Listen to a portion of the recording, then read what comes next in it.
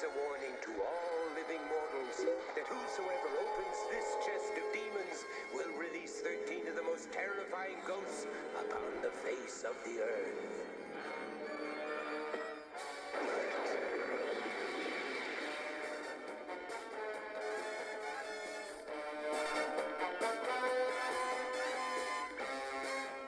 Let's get him, Bogle! I'm a witch, weird!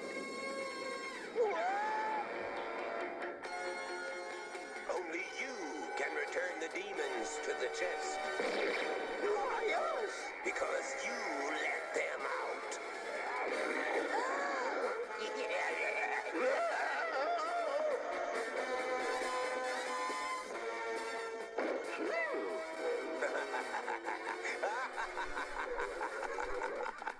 The 13 Ghosts of Scooby-Doo. Welcome to Back in Toons. This is the cartoon show where we discuss 80s and 90s cartoons. Every once in a while we throw in a 70s cartoon. And today is kind of an odd mixture. We're going to be watching Scooby-Doo, but it's going to be the very final Scooby-Doo of the original run. It's going to be 13 Ghosts of Scooby-Doo. But first, I'd like to introduce myself. I'm your host, Michael, and my guest. I'm Twan, Michael's friend. Yeah, I've been friends with Tony for about 5 years. We never really talked about cartoons. We always talk about comic books, but I think that's because you worked at a comic shop for so long. That was just like that first thing you're going to talk about. I'm kind of an all-around nerd. I'm all over the place, but I always had a soft spot for old-style cartoons, and this one here is another one of those ones where, it's a very fond memory of mine. I like to call it the Shaggy and his orange shirt days. All right, so what we do is we just try to find the episode online. We're not going to ask you to go out there and buy the show if you've never seen it. So we found this at a weird spot. It's going to be weird to pronounce, Truilululu, something. Just look it up on Google, it'll bring you to it. You'll have to sit through ads, of course, but for the most part, they got the complete series up. All right, so hit play now. All right, so this one was kind of abandoned. Of all the Scooby-Doo shows, no one really talks about this one. It's kind of maligned a little bit, but I really enjoy it. I thought one of the weird things about this Scooby-Doo was the fact that half the cast just kind of aren't there for some reason, and we never really know why or what have you. They're just like, no, we're just gonna have Daphne there, and I think Velma and them, they're just gonna wander off a little bit. Yeah, I want to talk to someone who is behind the creation of this show because it seems like an odd choice just to ditch half your cast, and add the little kid. I mean, it's bad enough that we already had Scrappy thrown in there randomly. It's like, let's have another kid in there. We gotta bring in those kids again. All these adults, it's just too much.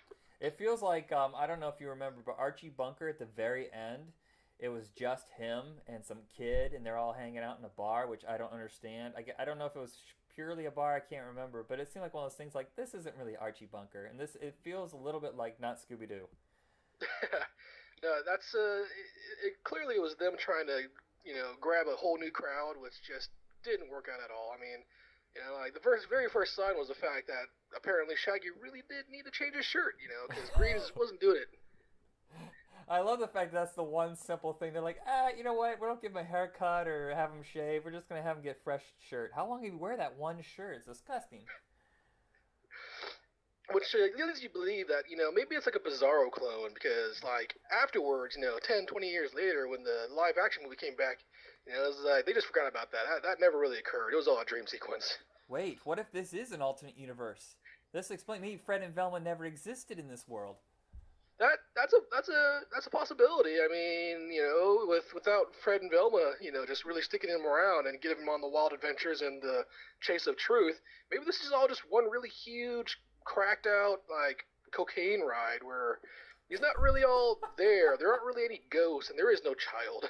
Yeah, what's funny is it just occurred to me, I don't recall there being any actual real ghosts in the original series. Am I wrong? No, they only ever had them in, I'm trying to think here. I thought that there was some in a pup named Scooby-Doo, but no, there weren't any real ghosts in that either. They started introducing them into the later cartoons. It wasn't in any of the earlier ones that they actually existed. Yeah, so maybe this is an alternate universe where there really is ghosts, because I think that was kind of the point of the original series, is them kind of mocking, mythology and superstitions and stuff like that. These people that would create villains, the one, I think my favorite one is the sea creature one, the one with, the glowing helmets. And oh. Yeah, at the park, the amusement park or what have you, the carnival. No, that's the one where he had like chains and he had like the underwater scuba diving costume. Do you remember Okay, I think I know what you're talking about. Yeah, that one is like, I think that was one of the very first episodes. But yeah, there's of course the classic amusement park ride one, which has been parodied so many times. True. But yeah, no. I think you're right. I think one of the first lessons that Scooby Doo taught all the children was the fact that people were the real monsters, and that was kind of a, interesting thing to learn up and grow up and learn. Yeah, it's a little dark to present that to children, but it's also a harsh reality. But they present it in a kind of tangible way for them to understand without like wanting to commit suicide. All hope is gone. People are bad, but at least the Harlem Globetrotters are here. Oh, yeah. You know what? I was really into that series. That was like in the middle of their run, wasn't it? Oh, yeah, when they started just bringing in whatever they could to attract more people come in. Yeah, they had Addams Family. They had, I remember Maxwell Smart and Batman and Robin. Mm-hmm. Oh, man, those were some fun times right there. There was a Gilligan's Island one too, right? I don't recall Gilligan's Island. I recall all the other ones. There might have been, but I thought they tried to stay as animated as possible.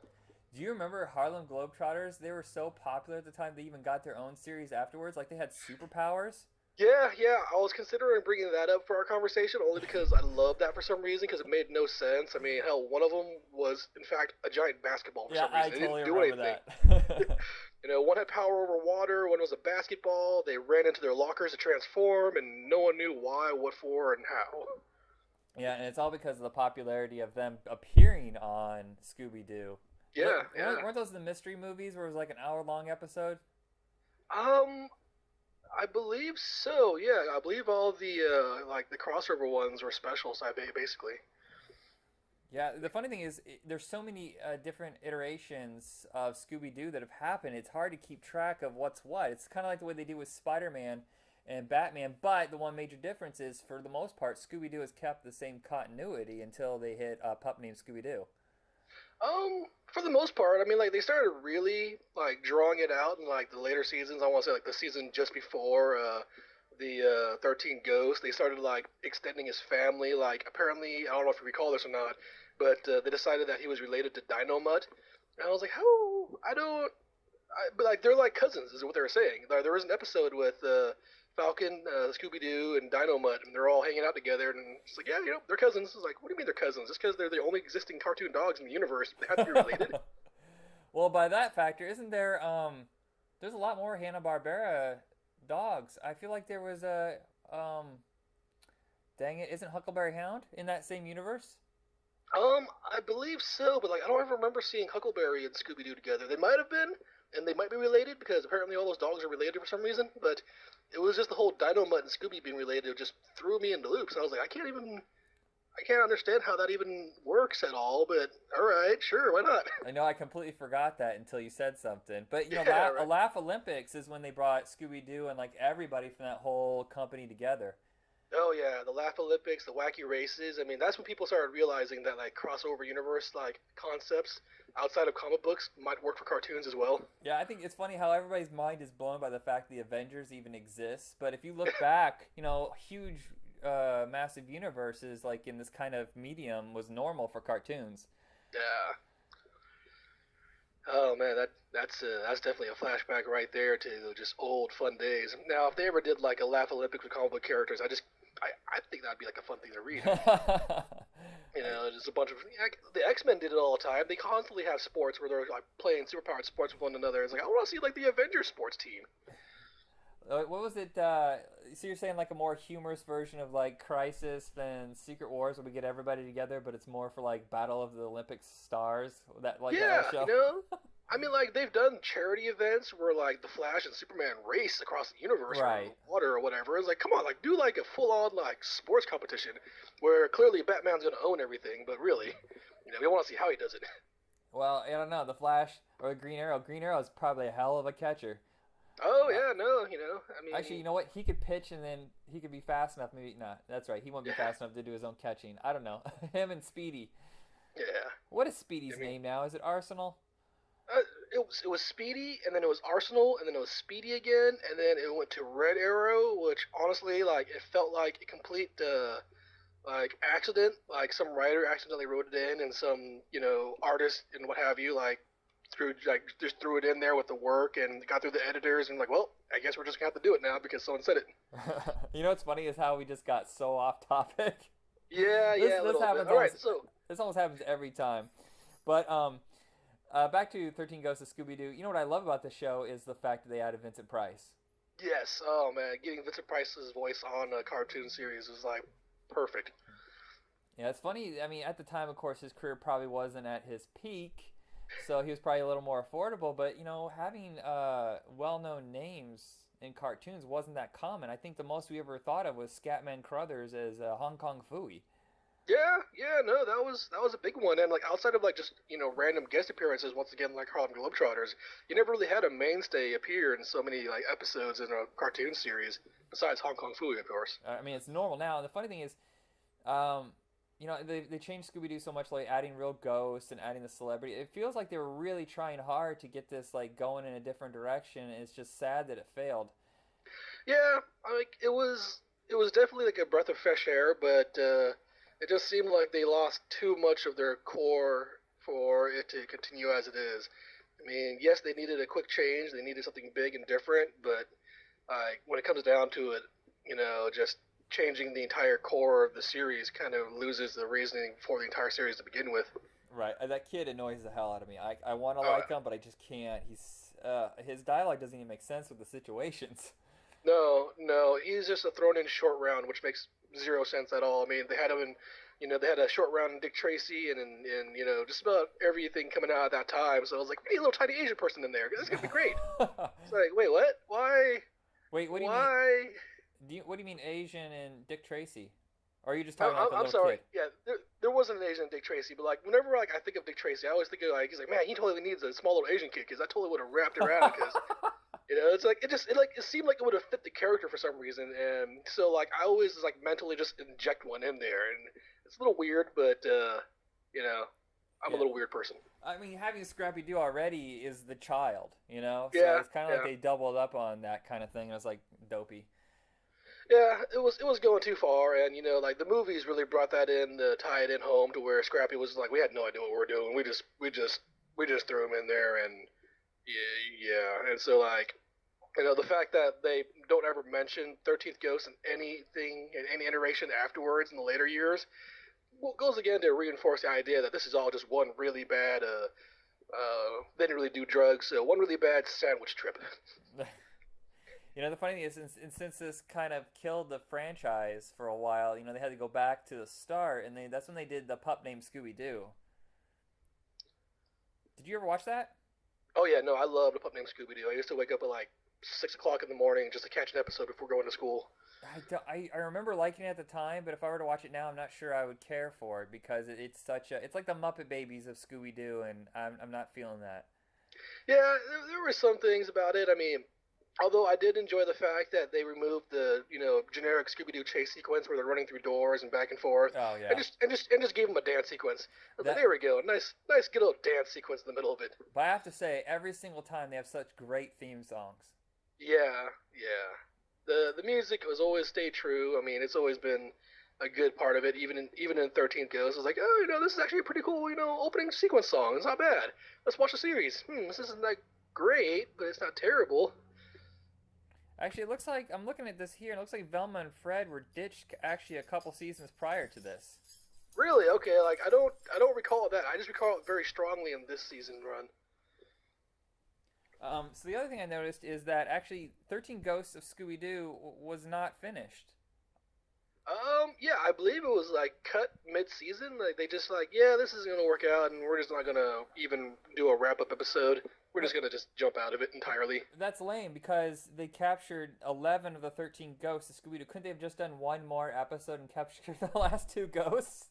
Dude, don't even get me started on cartoons that don't complete their singular mission. I mean, if we go back to if we go forward to like Pirates of Darkwater. Exactly. We just did that episode a couple weeks ago. I was like that one to this day still like drives like a stake through my heart whenever I watch it. And so like 13 Ghosts is kind of a similar thing where it's like, dude, could you have not done like a 1 hour special and just wrap this up for me? Just the last 2. That's all you needed.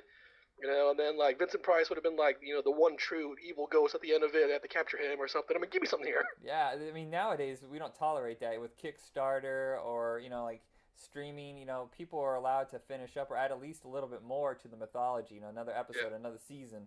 I mean, it's just kind of lame that Hanna-Barbera did that to us twice. yeah, right. They must Two just have a really cartoons, tight budget. It's just it's painful, but like at that time though, I think the mentality was different because the mentality was like if it ain't doing it and no one's watching it, then no one's gonna care when it goes away. The whole concept of no one's gonna be talking about this 20 years from now really comes to their mind. Yeah, well, they forget that nostalgia is a powerful beast. Yeah, really. Oh man. The one thing I was thinking of is that this is a little, even with a kid, it's a little bit darker in tone, especially in the Yeah, animation look of it. But also, it's just like adding real ghosts, darker colors, Vincent Price. It seems like they're trying to make it a little more serious instead of slapstick. yeah, no, it definitely felt that way too. I mean, like in the previous ones, like there was really very little to no injury at all, but like this one seemed like these ghosts were really malicious and like really trying to do damage, like they were true evil beings. And the fact that you introduce ghosts into a series like this also introduces the fact that death occurred, and no one really thinks about that too, because there Oh wasn't really yeah. any death in Scooby Doo until it's like, yeah, we're gonna have ghosts. And it's like, does anyone know where ghosts come from? I was thinking also they kind of move it out of America, don't they? Is this in another country? I thought it was like in Romania or something. I'm trying to come back here to the episodes because like it felt like it felt like they were trying to go for that generic like it could be anywhere feel, but made it just really feel international to a degree. Especially with the introduction of the little like random Asian kid and like I think what the first episode occurred on a boat or I'm trying to think back to the first episode now. Yeah, I'm watching it right now. It looks like they're in Transylvania or Romania or something like that. Yeah. But I'm just wondering, like, the logistics of getting two dogs overseas. Like, it just seems like so easy to go on a road trip with the same van, you know? Yeah, like we never really determined how they got paid either, and that never was really revealed in 13th Ghost either. It's like, how did they afford the food and the van and the driving? I mean, no one paid them at any point, which is probably why Daphne plays such a big role. She's probably the funder. She's probably the money girl. Yeah, who knows? Was that even ever asked or brought up in the original series? Like, were they a team for a hire? Well, like, I thought they were originally supposed to be, like, an investigative team, but for the most part, almost all of their storylines involved them randomly appearing and just butting in at situations. 13 Ghosts is no different. It's like, yeah, we're just here. We kind of just wandered over here, and we're gonna solve this mystery for you. So they weren't on a road trip? They were just, like in their same town over and over and over, all these ghosts in the same exact town? Honestly, like, I think they were just continuously driving around the U.S. just looking for people to bother at any point. Although in 13 Ghosts they started getting international, clearly. But yeah, like there was no talks about funding, no talk because in the pup named Scooby Doo, like they were an agency, like they wanted to get hired out, yet they still also did not get hired out in anything. They kind of just threw themselves into situations or randomly appeared in them. Yeah, so one of them must have had money because, I mean, unless Scooby and Shaggy were like, selling weed on the side, which I'm sure Fred would have nothing to do with. Yes, exactly. Oh, that stupid, Which that handkerchief. What's that thing called? oh, the ascot. Ascot. That thing is so lame. Oh man, yeah, that's another one of those like big mysteries of Scooby Doo that made no sense. Where it's like, everyone was trying to represent like a factor of what have you, like the nerd Velma and the prissy girl Daphne, and then we had Fred, the jock-like character. I say like because the jock would never wear an ascot. Point of fact, I don't think anyone would wear an ascot unless they were filthy rich and on a boat. But like, it just made no sense. It's like, well, what is your character? I mean, what do you represent? What is your feel that you bring to the group? It's like, no, he's just the one guy that, just bellows orders, and people just like, all right, I guess we can do that. So, Daphne and Fred, were they an item? Uh, that is like one of those, infinite mysteries that people ponder to this day. Because, like, if they were, then where does that leave Velma? Was it like a really awkward, drive half the time? Like, they never stayed in hotels, apparently, because they constantly, just crashed into other people's places. Like, there was never any talk about how rooms were split up, and so you never really knew who or what they were to one another.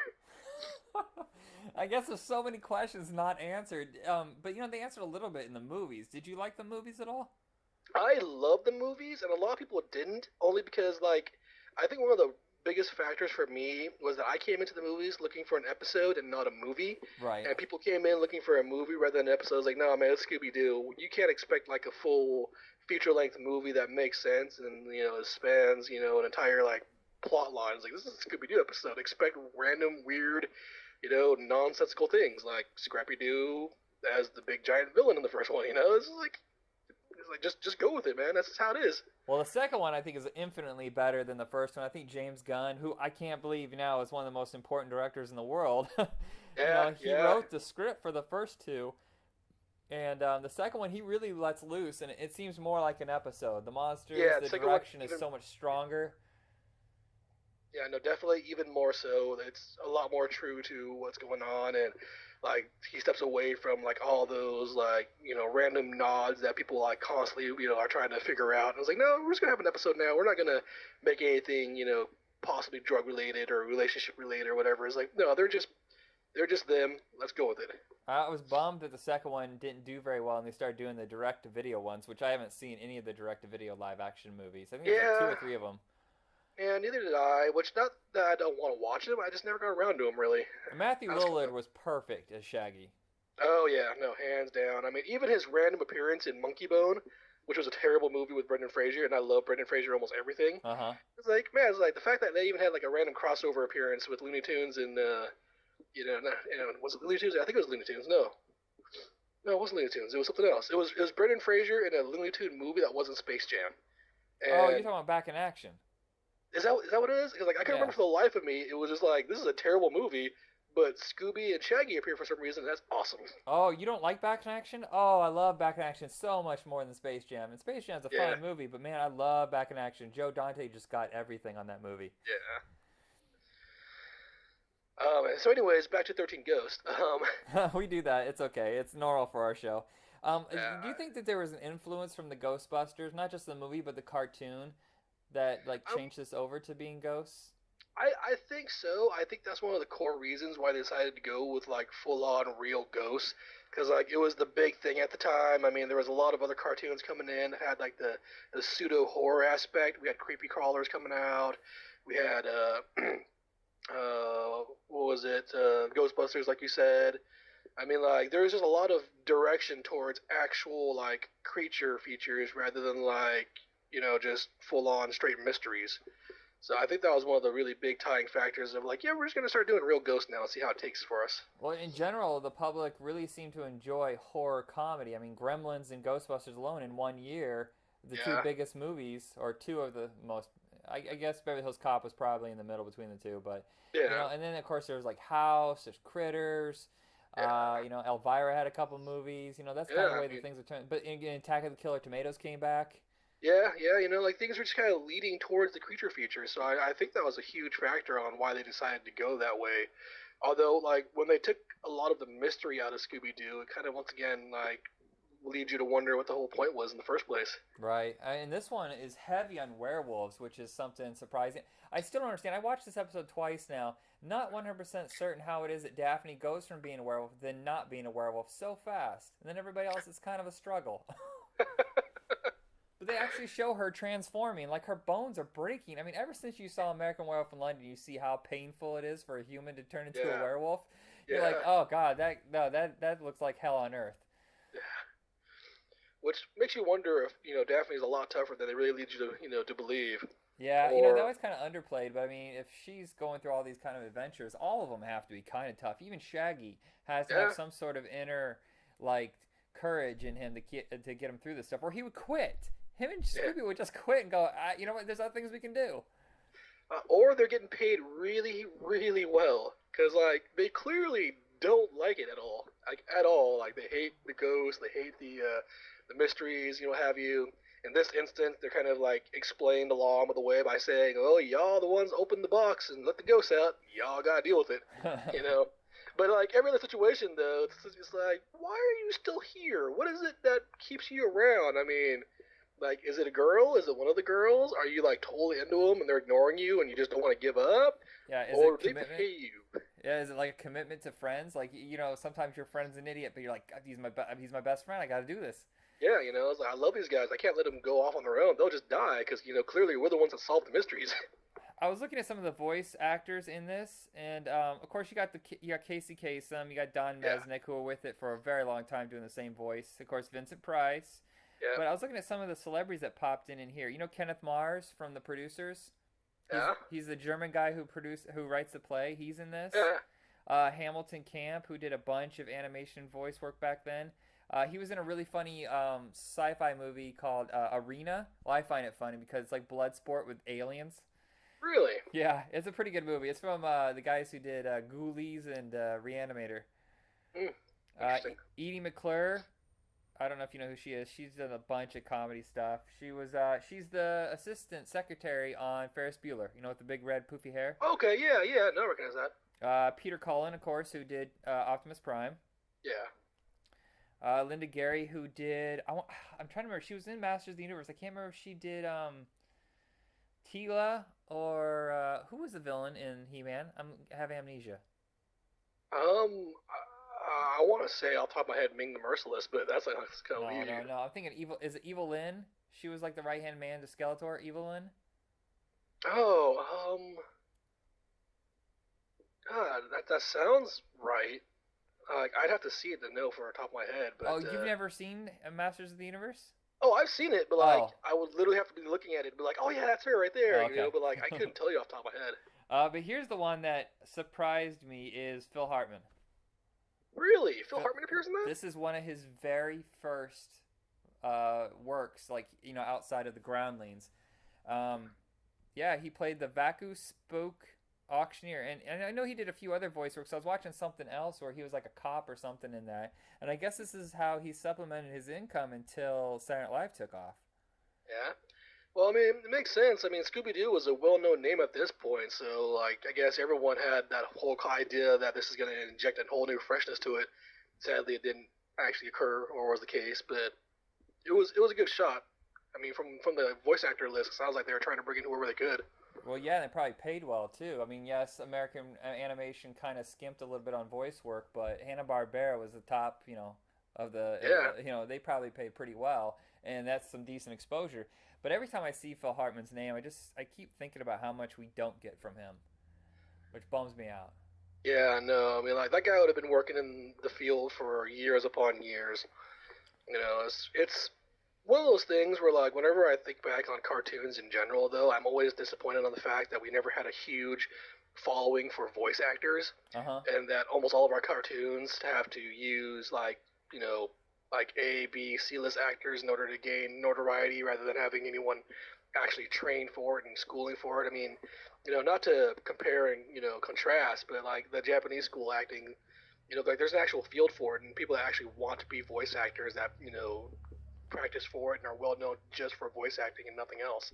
And we never really had that here in America, so it's one of those disappointments to where all of our big name, voice actors literally do everything. There's 12 and they do everything, and everything else is done by well-known actors. Yeah, of course, the most famous probably being Mel Blanc.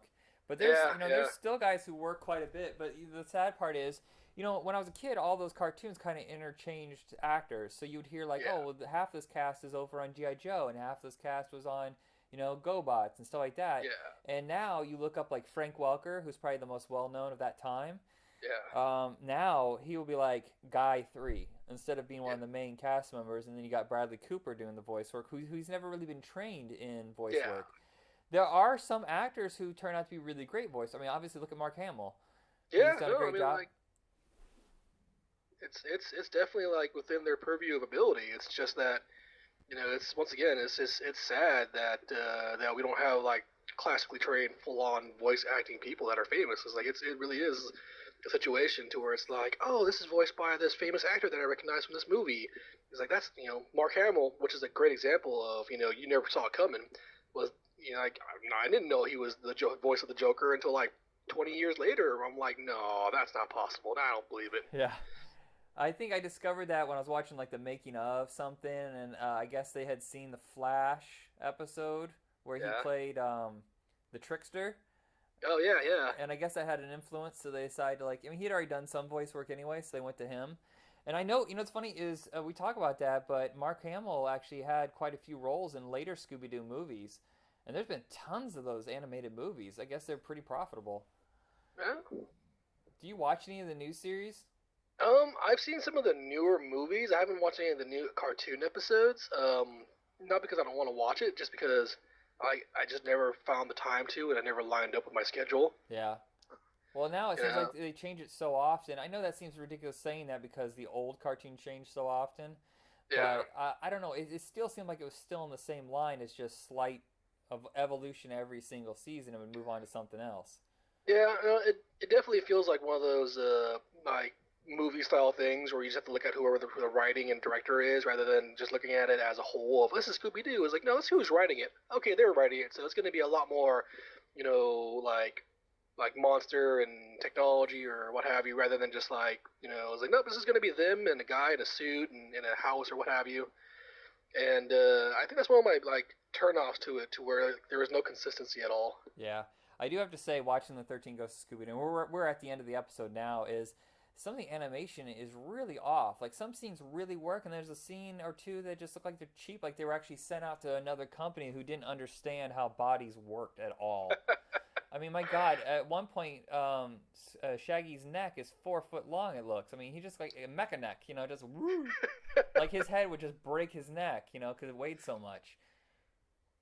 Yeah, that's kind of an interesting thing. Like I didn't really look too deep into it when I was watching it back in the day, but yeah, that's some awkward stuff. I mean, like there's animation tricks that you pick up as a kid, like oh hey, that little wall over there is shaded differently, it's gonna crumble, or everything around it's gonna crumble, or something around it's gonna be moved.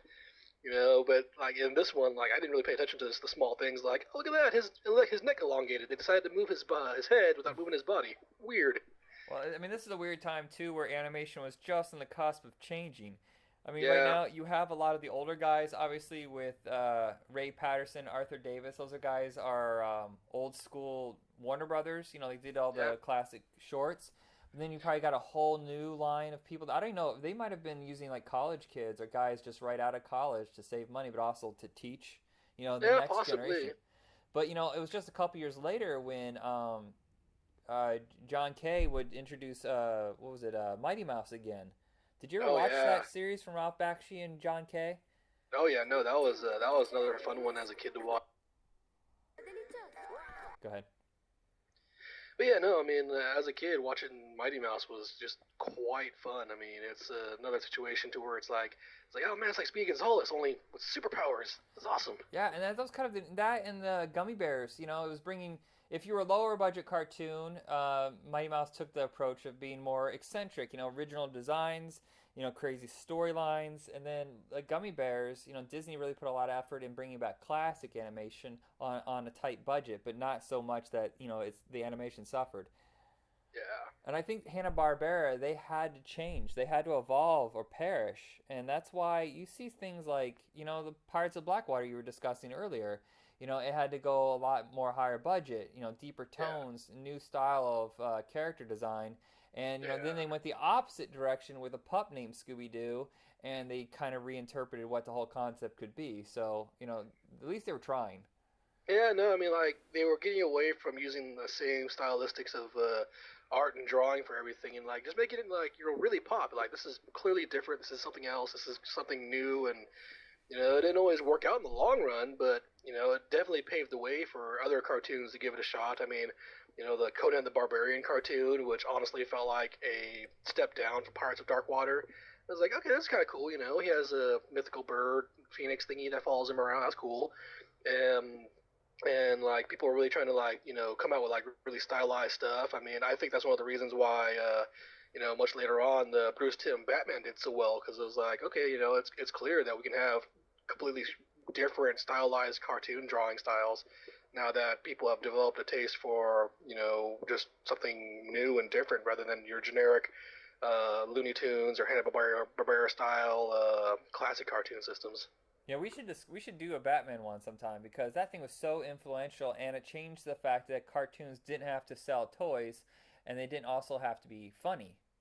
Yeah, no, and I mean, like, it's one of the rare instances where a cartoon series created characters that went on to live in the comic book universe rather than vice versa. Right. I mean, a lot of people don't realize that the character Harley Quinn is a cartoon original. It wasn't a comic book original. And so, like, it was kind of cool to see that, you can actually have original content from cartoons, traverse onwards. And I think that's one of the big things that led, the whole, like, cartoon to comics and TV series to comics, because people wanted to see these things completed. People wanted to see the rest of 13th Ghost. Like, I wouldn't have mind reading, a 5-issue miniseries of, 13th Ghost of Scooby-Doo in comic book format just to wrap up the storyline and finally be done with it. You never know. Maybe one day, I think Scooby-Doo needs a boost. It needs to be popular again. I think right now it's kind of down at the bottom again where it was when this show premiered. And it would be nice if someone did some sort of Scooby-Doo universe comic book, or maybe an anthology series where you jumped around time with Scooby-Doo, like tell different stories from different generations, and finally finish 13 Ghosts. Yeah. Fans should not be left hanging. It's insulting. It really is. I mean, especially with something that Vincent Price worked on. I was like, come on, man, come on. But like, I would actually really love to see a cartoon series or comic book series that like focuses on the entire events in Shaggy's perspective. Where like I want to see like a universe where Shaggy is like the one sane person following his best friends around, doing crazy adventures, going, what is wrong with these people? Why do they keep doing these things? Like he does it solely out of loyalty. Yeah, exactly. Solely like he hates being there. It's all scary and freaky, and random things keep happening and occurring, and like he just keeps getting dragged along. Like I want to see like an entire like. Still there? Okay, sorry about that, listeners. We had an audio glitch, so I just reconnected. What were you saying about why he's following them? Anyways, as I was like ranting about like just an entire series of just Shaggy, just like looking at his friends and saying, man, we needed to settle down, we're getting old, and it's like, no, one more adventure. Okay, guys, one more adventure, Pennsylvania, and then we're done. Okay, we're stopping. We can't keep doing this, and then roll into the 13 Ghosts and be like, well, looks like now we're stuck doing it. I was just thinking about this while you were saying that. What if they've never really mentioned the relationships between everybody? What if Shaggy is Daphne's brother? Yeah, that would make some sense to a degree. Like if there was like an odd relation, like cousins and brothers and uncles and nephews, whatever. I mean, like something that will explain away like chemistry, because like. I don't know. Like half the time, like I want them to be related. Half the time, I want them to be like romantically inclined, which is kind of weird on my end. Maybe a little Game of Thronesy for me. But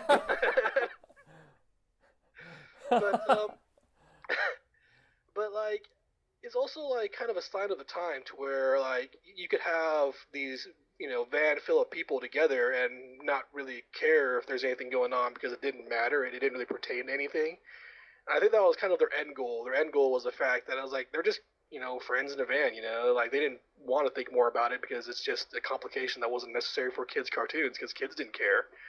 And it wasn't until we got older to where now we're all thinking about it. I was like, well, were they getting it on in the van? It was like a 5-year-old would be like, well, are they playing Parcheesi in the van? No, I was just thinking about that because Shaggy never hit on Daphne. I mean, not that Fred really did, but you can kind of see there's a little bit of chemistry there. Yeah. Shaggy never hit on Daphne, but he also stuck by her side until the very end of the series. So it makes me think that they're siblings, and he's the older brother watching out for her, but she has the money and she has the adventure in her heart. So he just goes along to protect her, even though he's still kind of scared. Yeah, no, that would make sense. And like once again, like that'd be a great thing to read or see in a cartoon or comic book format of just like. It's like, give me an origin story, besides a pup named Scooby-Doo, or they're just a bunch of friends hanging out and solving mysteries. Like, give me a real origin. Why do you do this? How do you pay for this? Why do you keep doing it when clearly, like you're not making tons of money on it? Because I mean, really, look at that van. It's all they're driving around in, but they have enough money to afford the travel, so all their money is being sunk into like passports and traveling costs and food.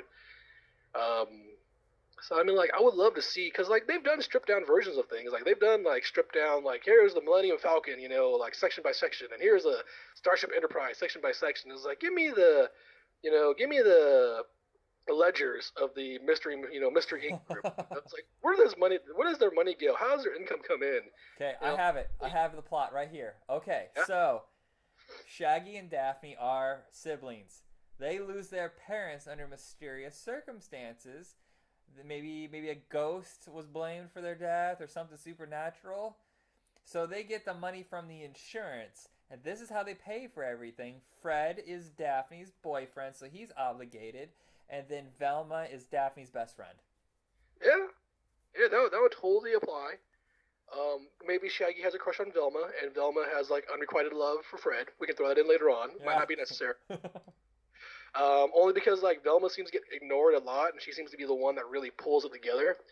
I mean, like I think that that Fred is dragged along, and that Daphne specifically wants Velma along because she's the brains of the group and needs someone to really figure out, who like if there was really natural cause or if someone really killed them, which would be kind of a fun read. Which would explain 13 Ghosts, because then at that point, like, maybe like there was issues in the group and they weren't getting anywhere and they weren't being led anywhere, and so Daphne finally quits and Fred's just done, doing this whole randomly running around the world. But, maybe it's to that point too where they're like, maybe Ghost really did do it, and so they start, kind of jumping towards a closer supernatural area where they find this box of ghosts that they accidentally release. Like maybe Daphne's just a little obsessed now, like she can't get her brain can't around let it go. She might need help. Yeah. I think this headcanon actually might work. This could change the industry of Scooby Doo. All right, so let's pitch this idea to Warner Brothers. See if they'll go for it. There we go. All right, we got this. We're gonna make millions and millions of internet bucks worth tons of money. This is the longest episode we've ever done because there's so much to talk about. even with our tangents, it still would have been long. I guess my final notes on this is the fact that I think the show is severely underrated. Even with the annoying kid, it was going in a direction I truly find interesting. And Linda Cardellini was severely underrated as Velma in the movies. That's my final note. Yeah, I just want to say thanks for having me, and had a lot of fun times doing this. All right, we should do another one. That was a lot of fun. Definitely. All righty, everybody. That's it for us at Back in Toons. Have a good night.